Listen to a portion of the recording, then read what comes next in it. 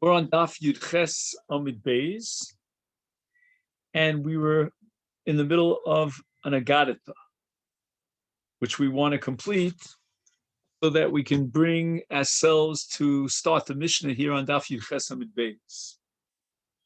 What we're up to now is a statement of Rav Gidol Amar Rav, and that you'll see about, I would say, 8 lines down from the top of the Yom. Achsanoi lo yochal beitzim.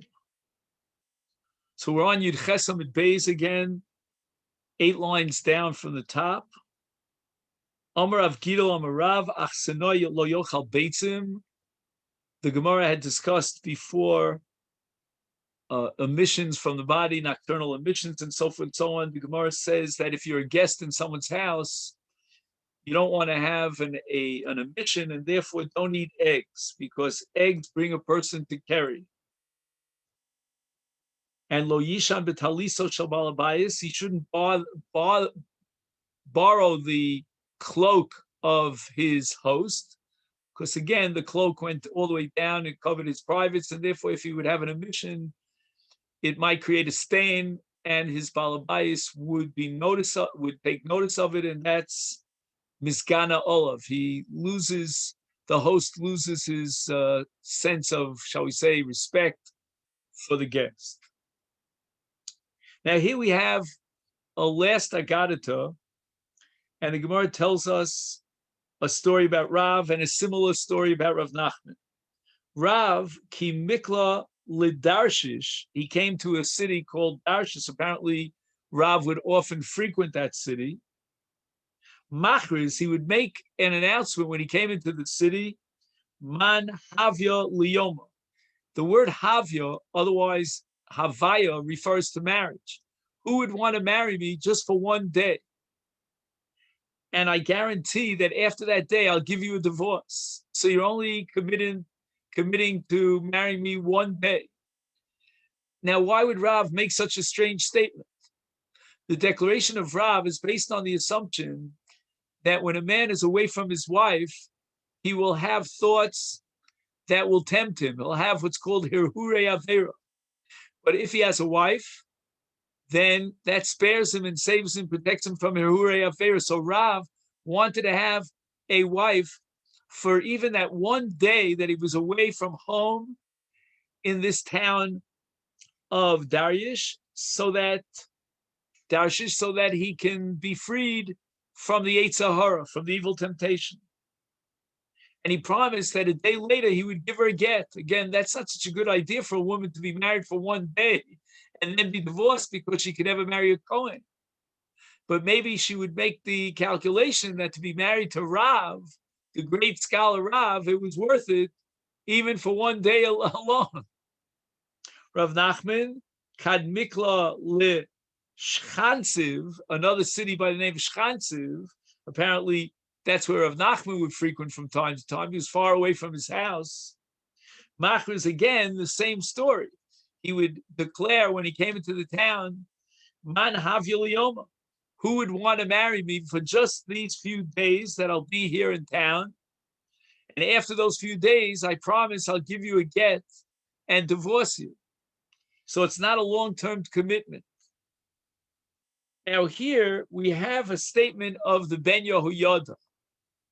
Very often, the Agadita cannot be taken literally. We know about Rav and Rav Nachman that these were the great holy sages of their time. To say that they were so afraid of temptation for just one day that they would have to have a wife, absolutely, it was so urgent for that one day that they'd be away from home. Says the Ben Yehoyada, if you take this Gemara at face value, it really makes no sense. Not only that, he says, it would be motzi laz on the Gedolei Yisrael. People would start making fun of these great leaders and say, wow, they can't overcome their temptation for 24 hours? And these were holy men. Says the Ben Yehoyada, you can't take this Agadit at face value. But rather, these locations had a populace that was made up of many men who were guilty of delaying marriage till the age of 30 and even 40. And these Amoraim, these great rabbis, wanted to make a statement, a public statement that would have an impact on the population and would be a tochacha, kind of implicit rebuke. How can you delay marriage to the age of 30 or 40? You're going to suffer from hirhurim. And to dramatize them, they would say, we don't even trust ourselves for a single day, meaning when it comes to the Yetzer Hara, you can't play games. You've got to get married as soon as you can. The Gemara tells the Kedushin that you get married at the age of 18. There were certain scholars got married even earlier ages, 16, even as early as 14. But certainly before the age of 20, one should be married. And not to delay marriage. So that these great Amoraim, whether it's Rav or Rav Nachman, in order to dramatize the significance of getting married early, that a man should not be without a wife, they went ahead and made these declarations. Personally, I have trouble with this Ben Yehoyada because I think you have to take this Agadata literally. Take a look at the Gemara. The Gemara says the following. How could Rav and Rav Nachman do such a thing? For Asanya, we learned in the Brisa. Rebbe Elazar ben Yaakov Omer Lo Yisa Adam Isha b'Medina Zu V'Yelech V'Yisa Isha b'Medina Cheres. A man should not be married to a woman in one country and then go to another country far off and marry a second woman. What's the problem with that? Shema Yizdavgu Zeh Eitzel Zeh. It could be that the children that he has in one country will be unaware of the fact that he has children from a different wife in a different country. And they might come to intermarry, to marry each other. And these are brothers and sisters, and that's an Isser Erev, a very severe violation. Because Nimtza Ach Nosei Achoso. It might turn out to be so bad that a brother will marry his own sister without knowing that it's his sister. In such a case, the child of such a marriage between a brother and a sister is a mamzer. The Gemara compares this to a case of a harlot who has relations with many, many men. She may have children from different men. They're not aware of the fact that they are sister and brother. And the pasuk says, Al Zeh Nemar, in Parshas Kedoshim, Al techalas bitcha lasnosa v'lo tiznei aretz. You should not allow your daughter to go out there and have this free kind of relationships with men, because umola aretz zima. It's going to fill up the entire world with mamzerim. So how is it possible that these great Amoraim, Rav and Rav Nachman, who had each one a wife in his country, would come to a far-off place and get married for a short period of time to another woman? There's a chash here. We should be suspecting that the children of such a relationship might end up not knowing that they're marrying their own sibling. Amri, the Gemara answers that this was permissible for the rabbis to do because Rabbanan Kola Islu, it was well known that the woman was married to this great rabbi. It wasn't private knowledge. It was public knowledge. And therefore, we don't have to be afraid of mamzerus. Gemara asks another question. How could Rav marry a woman for one day, come into the town and say, well, who wants to marry me for a day?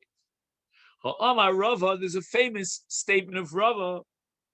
Tav'u li nase, if a man tells a woman, I want to marry you, v'nis paisan, she agrees, tzricha leishev shivanakiyim. We're afraid of something called dam chimut, when a woman gets very emotional, and especially anticipating the great romance of marriage, she might have a menstrual blood that's not regular. It's not something that you anticipate. It's not her regular cycle. And therefore, he has to notify her a full 7 days in advance about the marriage. she has to count Zayin Nikiyim to make sure that she didn't see Dam Chimud during that week. And here, Rav and Rav Nachman came into town, and they married a woman without any foreknotice on the spot. How can it be? What about the requirement as formulated by Rava that we have to be choshesh for Dam Chimud and require at least a minimum of 7 days? And the Gemara answers, Rabbanan Odu Avimodu Lahu. They let out the word before they came into town. Mikdam Havi Mikadme Machadri Shlucha. They would send messengers when they knew that they had an appointment and they had to be in that city far away on that particular date.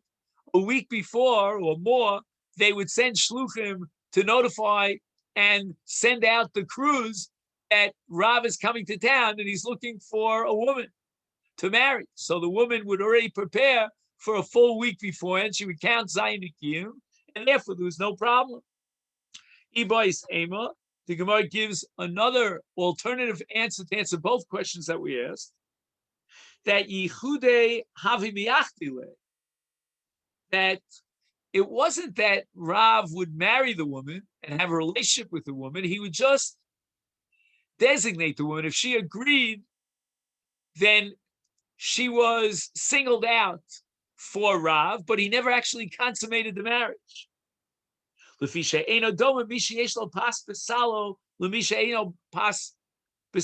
might ask, well, if Rav's purpose was that he shouldn't be tempted by the evil inclination, what good is it if this woman agrees to marry him? He designates her for a marriage partner, but they never actually consummated the marriage. What's going to protect him from the Yetzer Hara? And the answer is that there's a concept called pas pisalo, that a man who knows that he can have a relationship with a woman, he is already calmed down. He can overcome temptation. And therefore, the very fact that she agreed to marry him and he designated her for that purpose, that would allow him to overcome his taiva, his desire, and he wouldn't have a desire to have this kind of a relationship, and that would cover it. And now we have an answer to both questions. We ask the question, how could Rav do such a thing? After all, he might have children in a different Medina, and they don't know that they have a sister and brother back there. They might marry each other. And secondly, how could Rav do this without Zayin Nikiyim? And the answer is to both questions that he did not consummate the marriage. He only designated the woman. But anyway, you see clearly that the Gemara takes this very seriously. This was not, as the Ben Yehoyada said, to indicate a certain kind of drama and a method to rebuke the people. This was a very serious operation. And a suggestion that Rav had made, whether or not he actually went through with the marriage or did not, that's a matter of vacillation. The Gemara vacillates back and forth, but certainly he had in mind, in all seriousness, to find a marriage partner. And this leads us to the Mishnah on the bottom of Daf Yud Ches Amud Beis. The Mishnah is a continuation of what we started with at the beginning of this Masechet about how to prepare the Kohen Gadol for the great Avod of Yom Kippurim. We mentioned that he has to leave his house and be quarantined for a full week. What goes on during that week? How can the Kohen Gadol use that week to prepare him for the great day of Yom Kippurim, for the Avod of the special service of Yom Kippurim?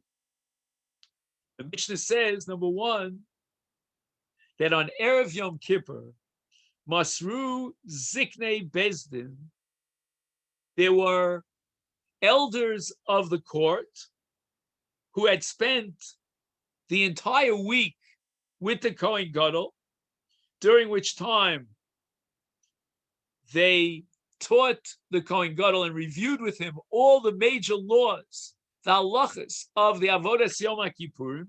That went on for an entire week. And later on, we're going to see that either the Ziknei Bezdin would read the Torah, or maybe if the Kohen Gadol was a scholar, he would read the Torah. But on Erev Yom Kippur, they transferred him, the Kohen Gadol, over to Ziknei Kahuna, to the elders of the Kohen, who had witnessed during their lifetime the avoda of the Kohen Gadol on Yom Kippur. What were they meant to teach the Kohen Gadol and train him on the eve of Yom Kippur? And Rashi and others say it was what we call chafinas haktores. In addition to the regular Torah that's brought twice a day, the entire year, on Yom Kippur, there's a third Ketores that's burnt lifnai v'lifnim, inside the Kodesh Kadosh. And the avoda, the service of that Ketores, is very complicated. It requires, first and foremost, that the Kohen Gadol take a machta, a shovel, dig it into the Mizbeach HaChitzon, and pick up the gechalim, the coals. He's now got an amalgamation of coals in a machta, in a shovel, a pan, and now he takes ketores. He digs a spoon, what's called a kaf, into the ketores, and he holds the kaf in his left hand while he holds the machta full of coals, hot coals, in his right hand. His right hand is his stronger hand, and therefore he can carry the weight of the coals. And he runs into the Kodesh Kadoshim. And there, he's going to take the kaf, which has the ketores in it, and he's going to pour it from his left hand into his right hand, meaning into the machta, which he holds in his right hand that has gecholim in it.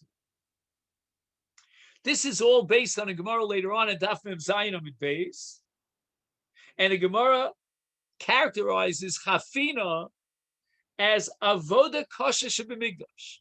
It was very, very difficult because he's juggling everything in two hands simultaneously. He's digging in and pouring the ketores with one hand with the kaf, holding the gecholim in the other hand, and all this is done at the same time. And in my footnote here, he quotes the Siach Yitzchak and other Achronim to the effect that there was a chafina in the Azara before he went into the Kodesh Kadoshim, and a second chafina in the Kodesh Kadoshim, which means that he took the kaf when he went into the Kodesh Kadoshim that was full of Torres, he put it down on the ground of the Kodesh Kadoshim, and then he did a chafina in which he dug his hands into the Torres that was in the kaf. All this while he's holding the machta. And according to one opinion, he had to do this with his teeth because he really needed a third hand. So this was a very complicated, challenging avoda. And the Ziknei Kahuna would train the Kohen Gadol on the eve of Yom Kippurim so that tomorrow on Yom Kippur he would be able to do this act of chafina and burn the ketores. The Alua, and now we turn to Daf. Well, wait a minute, we're not ready actually for Daf Yutes. Let's just finish up on the bottom of Yuches Amid Beis. Lalias Beis Avtinas. Now, as you know, the Kohen Gadol spent a week in quarantine, and he lived and he slept in a lishka called Farhedrin.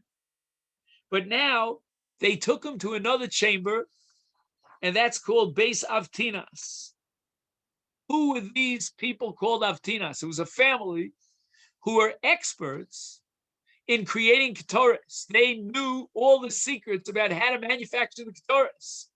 The ketores was made up of 13 different spices, but the real clincher is what's called Maila Oshan. Maila Oshan is a kind of a grass that has almost a magical impact on the Ketores.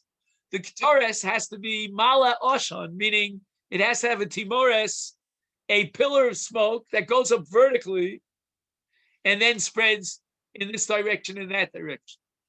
And in order to guarantee that the Ketores would be able to achieve that goal, you needed the Mala Oshan.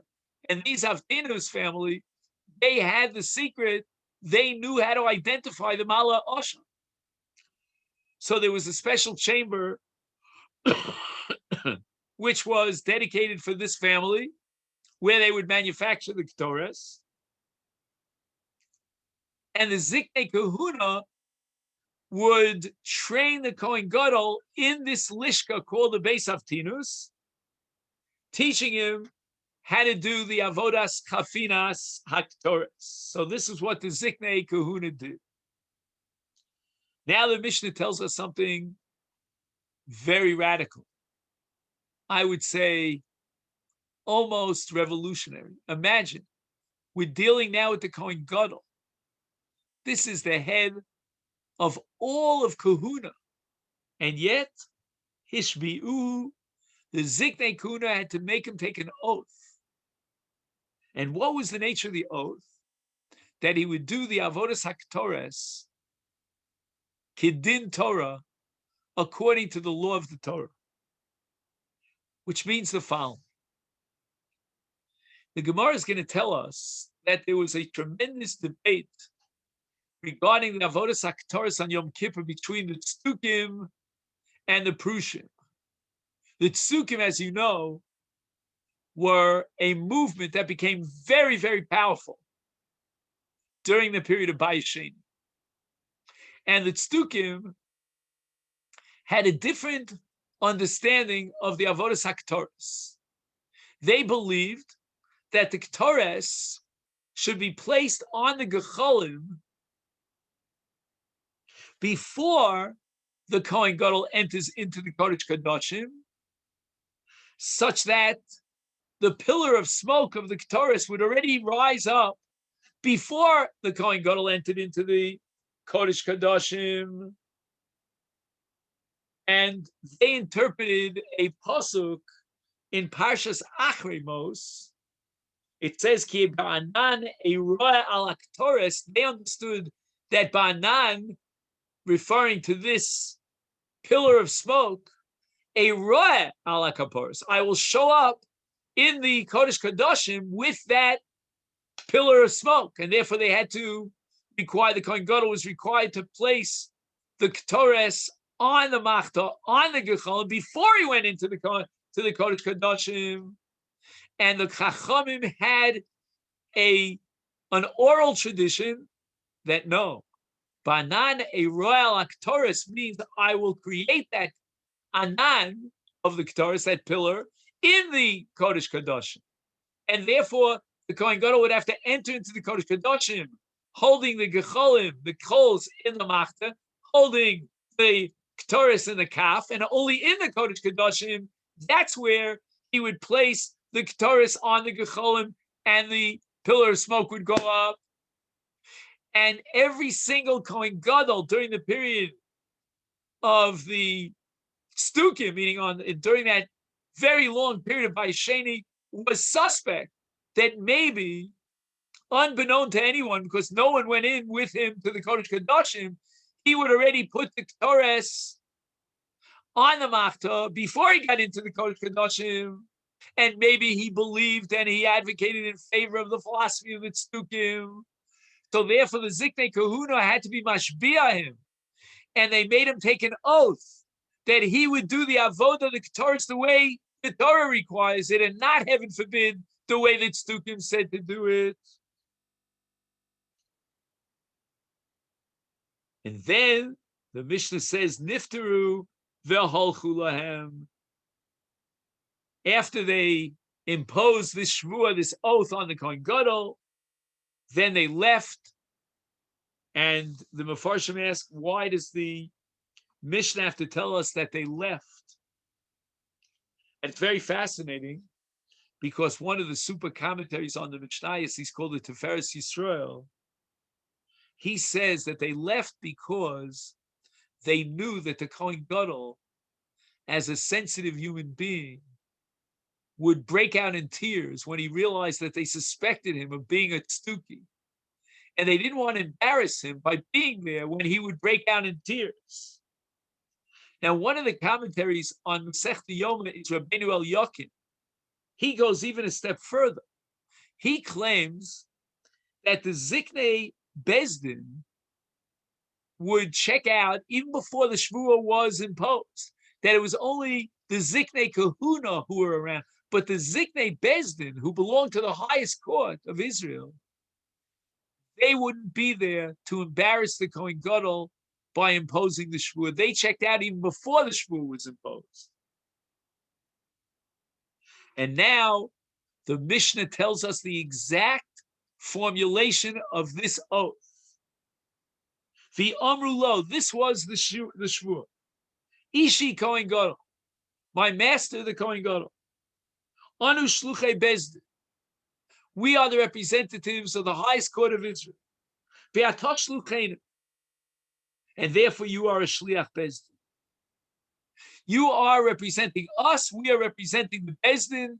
You are now an arm and an emissary of the Bezdin. Mashbiim anu alecha. We are mashbiya you. We are imposing an oath upon you. In the name of B'mi she'shachen shmo b'bayis hazeh. In the name of He who resides on this house of God. Shelo tishana davar mikol ma shamarnu lecha. You should not deviate in any way whatsoever from the avodah that we taught you. And after the Shvuah, hu parishu bocha, the Mishnah says classically he would cry that they suspected him of being a tzduki. Ve'hein parshin ubochim, and they would cry that they suspected him of being a tzduki. But we see from this Mishnah that it was so rampant, this powerful movement called the tzdukim, that it reached the highest level of the Kohen Gadol. And every Kohen Gadol was a suspect. Maybe he was a tzduki. The Mishnah now continues and formulates the seder, the sequence of what the Kohen Gadol did on the night of Yom Kippur. First of all, we have to know that Rashi and Rabbeinu Yochim point out that the Kohen Gadol did not sleep at all during the night of Yom Kippur. They kept him awake. They were afraid that maybe if he would fall asleep, he would have a nocturnal emission, he would become a Balkari, and he would be disqualified for the Avodah. So what did they do to keep him up during the night? They didn't show him movies. They didn't even show him the tekes of Yom Ha'atzmaut, lighting the fires. What did they show him? If the Kohen Gadol was a scholar, he knew how to darshan in halacha, doresh, he would darshan the entire night in front of those who sat in front of him. He would become the teacher. And this was a way of guaranteeing that he wouldn't fall asleep. Although I have to admit that I know of at least one teacher who fell asleep during his teaching. But in any event, generally speaking, when you teach, except for Zoom, you don't fall asleep. Imlav, but if he wasn't a chacham, and there's no way that he could teach the halacha to other talmidim, but at least he understood what was being taught, he was yodei lahavin l'shma dvar halacha. Then the talmidei chachamim dorshim lefanav. They had a group of scholars who would teach him Torah, and that would keep him awake. They probably had to nudge him a little bit when he started dozing off. Now, let's say he's not a scholar on the highest level. He cannot say a shir on Piskei Corona, but maybe Ragil Likros. He knows how to read from the Tanakh, from Kisvei HaKodesh, Koreh. That would be fine. Let him read from the Tanakh. There are many, many parts of Tanakh that are very complicated. Let him read Yeshaya, Yirmiyah, Treasar. Let him read Divrei Hayomim, Aleph and Beis. That'll keep him awake. In Lav, he cannot teach halacha. He cannot even read the Tanakh. I mean, this is very shocking to us. How low was the level, the ignorance of the Kohen Gadol? His current Lefanov, we will read for him and keep him awake. But Mek current Lefanov, the Mishnah asks, are there parts of Tanakh that are a little bit more lively or intriguing that would keep him awake and capture his imagination? Number one, Sefer Iyov. Now, this is a subject of debate whether or not this is the right part of Tanakh to teach the Kohen Gadol. I have here in a note that the Yerushalmi says that in place of Iyov, you should read it as Mishlei uTehillim. Mishlei and Tehillim. Now, again, I have to add my own flavor over here. I think if they're reading Mishlei Tim and they want to make it exciting and keeping them awake, they have to add an interpretation, a commentary on Mishlei. Because Mishlei, if you read it flat and just read the words and the psukim without any commentary, it's pretty boring. Tehillim, everybody enjoys Tehillim. Could be that according to our Bavli that has Iyov, the story of Iyov is in a certain sense intriguing because Iyov was such a great person and yet he suffered so much. Ubi Ezra, and Ezra has a lot of great history about Bayis Sheni, the establishment of the Second Commonwealth, the Aliyah from Bavel, and Divrei Hayomim. A lot of Divrei Hayomim has histories that will capture his imagination. So these are what's called Dvarim HaMoshchim Es HaLev, and he will be perking up to hear these parts of Tanakh instead of falling asleep. Zechariah ben Kvutal Omer, Pa'amim harbe karisi lefanav b'Daniel. He says, it was my job very often to read from Tanakh to the Kohen Gadol on the night of Yom Kippur, and I would read from Sefer Daniel. And Sefer Daniel, once again, has within it Dvarim HaMoshchim Es HaLev. And now we turn to the Gemara on Daf Yutes Amud Aleph. The Gemara tells us, Tana, we learned in a Brisa, and the Brisa is going to expand upon this halach that we saw that the Ziknei Bezdin hand over the Kohen Gadol to Ziknei Kahuna. The Ziknei Kahuna take the Kohen Gadol, escort him to the Beis Haftinus, and the Brisa tells us L'Lamdo Chafina. The purpose of bringing the Kohen Gadol to the Aliyas Beis Haftinos was to train him in the Avodah the Chafina, because that's where the Ketores was. That's where the Beis Haftinus would produce and manufacture the Ketores. Omar Rav Papa, Shtei L'Shakos Hayulo L'Kohen Gadol. There were two chambers in the Migdash, in the Azara, that were exclusively dedicated for the Kohen Gadol. Achas Lishkas Farhedrin. This part of Rav Papa I understand very well. Lishkas Farhedrin was the chamber into which they were mafresh the Kohen Gadol for 7 days before the Avod of Yom HaKippurim. And that's where for 7 days he slept. No one lived in the Lishkas Farhedrin during the balance of the year. It was absolutely dedicated for the Kohen Gadol. Achas, however, the other Lishka that Rav Papa has in mind is Lishkas Beis Avtinas, which is where, as we said before, they would teach the Kohen Gadol on the night of Yom Kippur at the Seder of Chafinas HaKetores. But I'm not sure why that's called the Lishka of the Kohen Gadol, if during the entire course of the year, the Avtinus members of that family would produce and manufacture the Ketores. So it's not really exclusively dedicated to the Kohen Gadol. But somehow it got the name and the neon lights, the reputation of being the Kohen Gadol's Lishka, because that's where they taught him this great avoda of the Ketores of Yom HaKippur. Rav Papa adds another comment. Achas b'tzvon, the achas b'dron. There was one chamber, he doesn't tell us which, that was located in the northern part of the Azor, the other in the southern part of the Azor.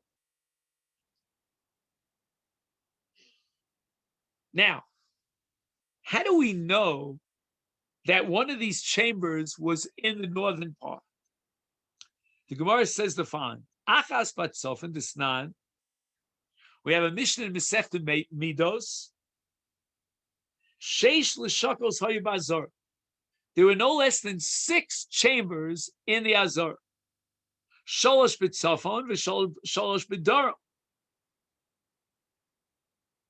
So what happens is that of this group of 6 l'shakos mentioned in the Mishnah Midos, 6 were divided into 2 categories of 3 each. 3 were in the northern part of the Azor, 3 in the southern part of the Azor. Shebedarom, Lishkas HaMelach, a chamber for Melach. Right, the Torah says, I'll call Karbanecha Tochal Melach. Every carbon had to have salt put on it. Where was the salt stored? In the Lishkas HaMelach. Lishkas HaParva, and apparently in close proximity to the Lishkas HaMelach, there was a Lishkas HaParva. We'll soon see what the purpose of the Lishkas HaParva was. And finally, in the southern part of the Azor, there was a Lishkas HaMadichim. Madichim is where they took the innards of the karbanos that were full of all sorts of waste products and refuse and filthy, smelly stuff, and they had to clean it off. And that cleaning process is called Hadocha. It took place in the Lishkas HaMadichim. And now, the Mishnah in Midos explains each one of these, the function of each one of these various lishakos. Lishkas HaMelach, Sheshama Yunos HaMelach LeKarban. When they needed to put salt on a carbon, they went into the Lishkas HaMelach. Lishkas HaParva. What were they doing in the Lishkas HaParva? And the Mishnah tells us that what they did there was Shamayu Molchim Es Ha'oros HaKodshim. Interesting. With regard to, let's say, for example, a carbon ola, which is Kulo Kolil, however, the oros, the hides, are given to Zichrei Kuhuna. And they would salt the hides of these Kodshim in a lishka, which is called Lishkas HaParva. It probably had a certain odor to it, so they wanted to make sure it wasn't open to the Azara. Now, where does the name Parva come from? I mean, if you're talking about milchiks, fleishiks, and Parva, but the Gemara tells us later on in Daf Lamed Hey that there actually was, according to Rav Yosef, a witch, a Machashev, whose name was Parva.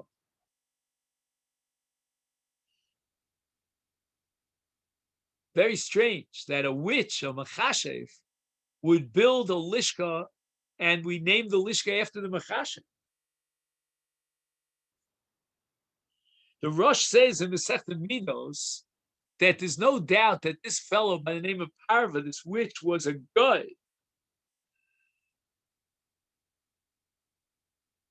Because would Yisrael be a Machashev? But on the other hand, the Rosh says he couldn't be a guy because a guy is not allowed to build anywhere in the Harabayis. And that's a sugya Masechet Erechim. So this is very strange. We have a Jewish Machashev, and he builds a lishka in the Mikdash, and in the Azar we call it Lishka Saparim. The Rambam has a different take. He says that Machashev zeh chotar tachas hamikdash they liros es avodas hakohen gadol umitzau v'argu. He says that this Machashev was trying magically through sorcery to go underneath the Beis Hamikdash, to dig underneath. And he would watch the Kohen Gadol from underneath, and he thought he was protected and no one knew about it. They found him and they killed him. They put him to death as a Machashev. And on that place where he was found, they built the Lishka, and they called it the Lishka of Parva. The Rash, Rab Shimshon Mishans, has a different take on the word Parva. He says Parva comes from Para, and it refers to the oros, the hides of the Purim. And it was next door to the Lishkas HaMolchim, where they had the salt, and where they would salt the oros HaKodshi. Now we get to the roof of the Lishkas HaParva. What was located on the roof of the Lishkas HaParva? Hoisa based Tvila. There was a mikvah on top of the roof of the Lishkas HaParva. L'Kohen Gadol. That mikvah served only for Kohen Gadol on Yom Kippur. Then there was a lishka called the Lishkas HaMadichim, Shama Yomadichim, Karvei Kodshim, as we said before. That's where they would wash the kishkis of the Kodshei Kodshim, of the Kodshim. Misham, from that lishka, Mesiva Ola, there were round steps that the Kohen Gadol would climb, Legag Beis HaParva, so they could reach the roof of the Beis HaParva where he could be tovel in the mikveh. Now, these are the three lishakos in the south. Sholosh Shebetzofan, there were three other chambers in the north. Lishkas HaEitz, Lishkas HaGola, Lishkas HaGozis. Now, what is the Lishkas HaEitz? Amar Rab Elazar ben Yaakov shachachti. I knew once what its purpose was, but I've forgotten. Lema hoisa mishameshes. What was the function of the Lishkas HaEitz? Abba Shalom Omer, Lishkas Kohen Gadol hoisa achorei shtehem.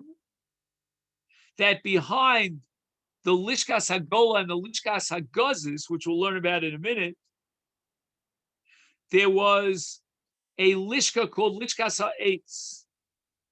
The Gag Shloshtam Shava. And there was one common roof that connected all these three lishakos. Now, what were the three lishakos that were located in the south?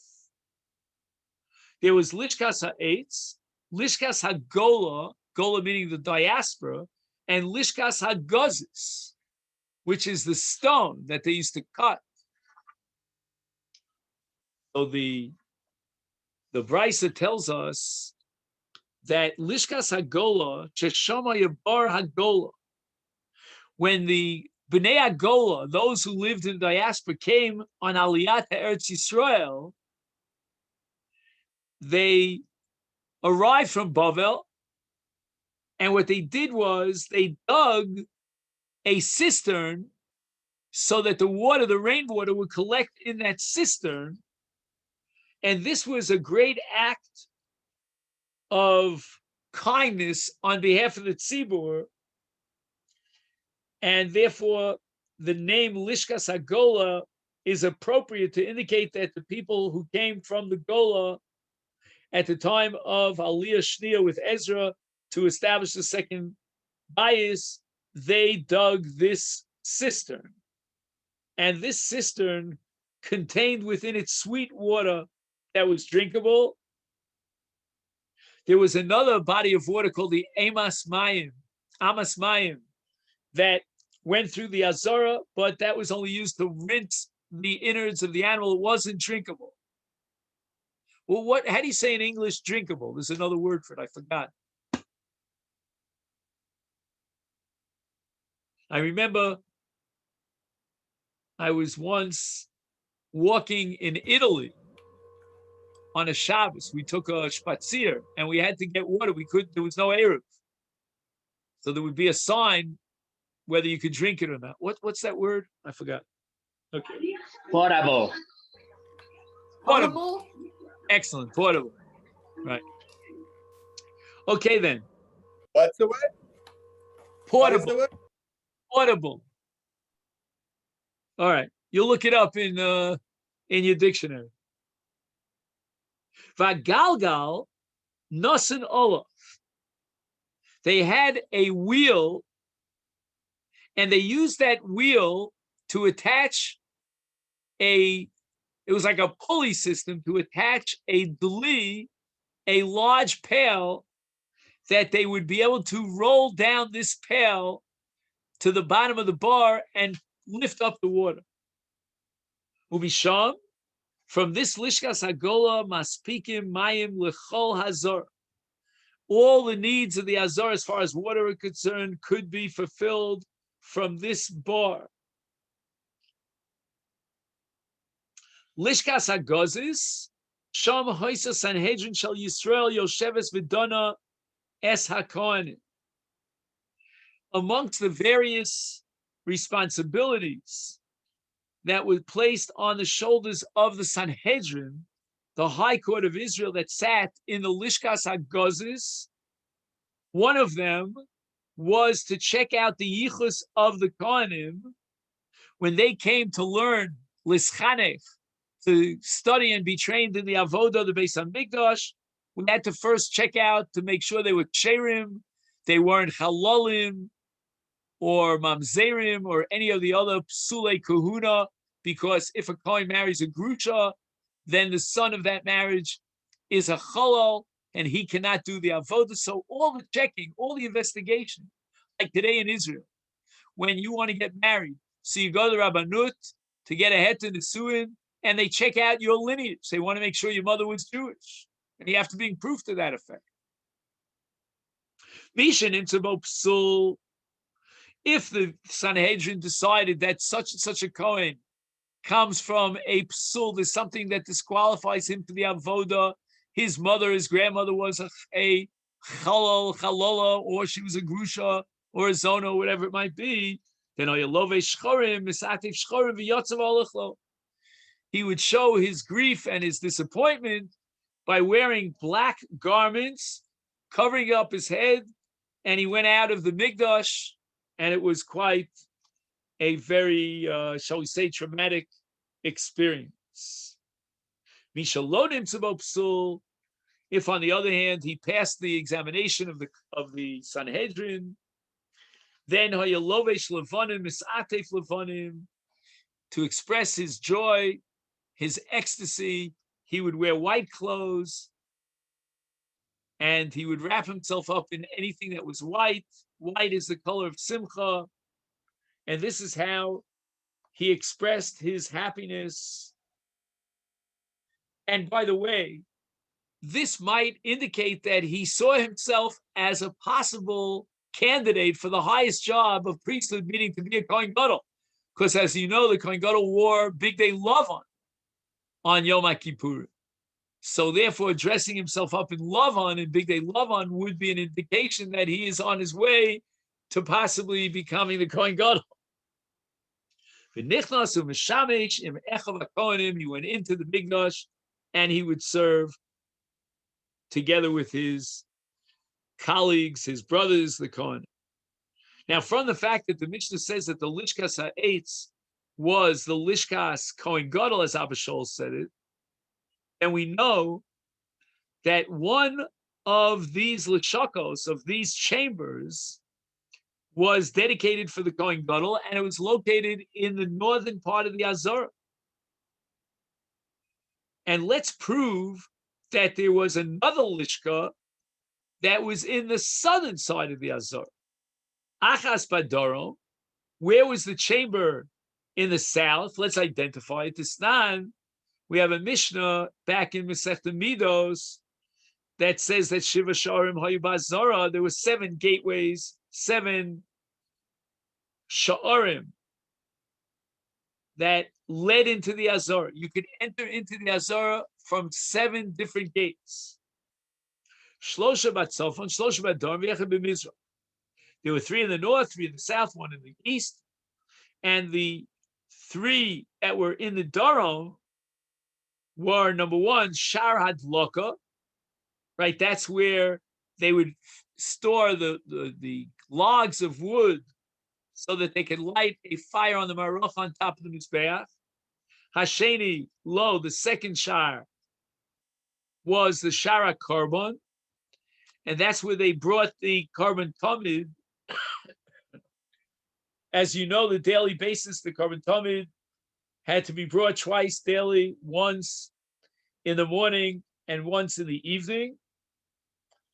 And the way to bring this Korban into the Azara was through the Shar Hadromi, through the southern gate. Now, the Siach Yitzchak claims that this southern gate was the gate through which Avram Avinu took Yitzchak to the Akedah. And that's why it's called the Shara Korban. But the simple pshat is, as we read this brisa, is that, or the Mishnah, I should say, is that the Shara Korban is for the Korban Tamid. Now we have a third Shara. Shlishi Lo, that was the Shara Hamayim, and that's where they brought the water for the Nisach Hamayim on Chag HaSukkos. And Sheba Mizrach, we said that there was one gate through the east, that was called Shar Nikanor, and that's the general gate that they used to go into and enter the Azara. Ushtei l'shakos hayusham. There were two chambers to the right and to the left of the Shara Nikanor. Achas v'yamino v'achas v'smolo. The Achas Lishkas Pinchas Hamalabish. There was a fellow by the name of Pinchas during Bayis Sheni. He was in charge of the Big Day Kahuna.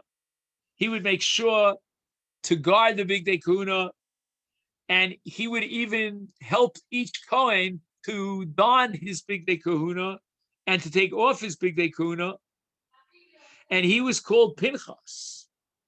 Some say that this Pinchas was called Pinchas because the original Pinchas, who was appointed over the Malbushim, over the Big Day Kahuna, his name was Pinchas. The Achas, another chamber, was called Lishkas Osei Chavitim. On a daily basis, the Kohen Gadol had to bring what's called an Asiris HaEphah as a Korban Mincha. And this Asiris Ephah was divided into two halves, half of which the Kohen Gadol brought on the Mizbeach in the morning, another half in the afternoon. And there was a special chamber where they kept the Minchas Chavitim. And then when we get to the north, we said that there were three Lechakos on the north. The first one was called the Shar Nitzots. Then there was the Binyan Achsadra that was there. Then there was Aliyah Bnuya Lo Al Gabav. And that's where the Kohanim did the Shmira, etc., etc. So that's the part of this sugya that Emir Hashem will cover next week.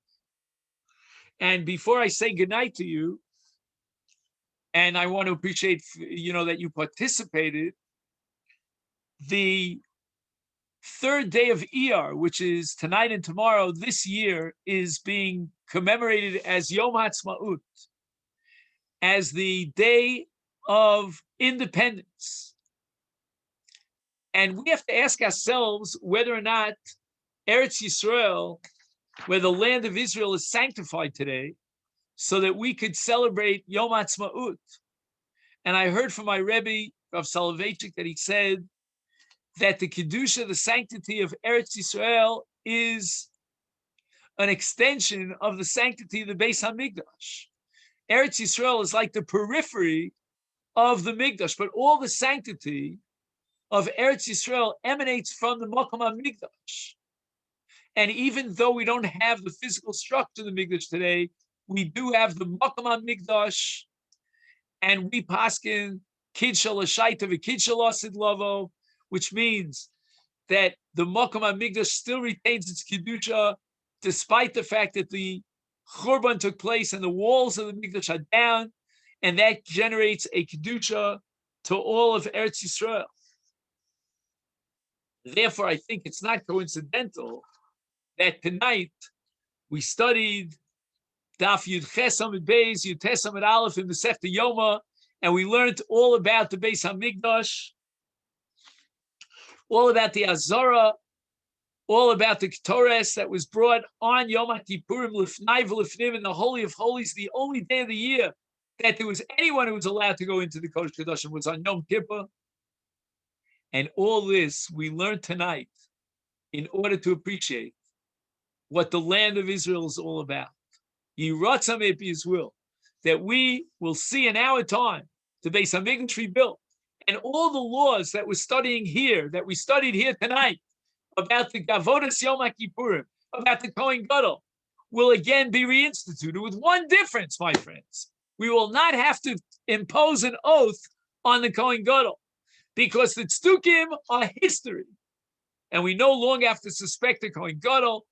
Every Kohen Gadol will be, in Mirz Hashem, a great tzaddik, full of chachma, of wisdom, and ma'asim tovim. He will be the shliach of Klal Yisrael to bring about the kapara of Itzumo Shel Yom, that great, immense, glorious kapara atonement of Yom HaKippurim, b'mheira v'yameinu. Amen. Thank you so much. Good Shabbos, and thank you very much. Have a great Shabbos.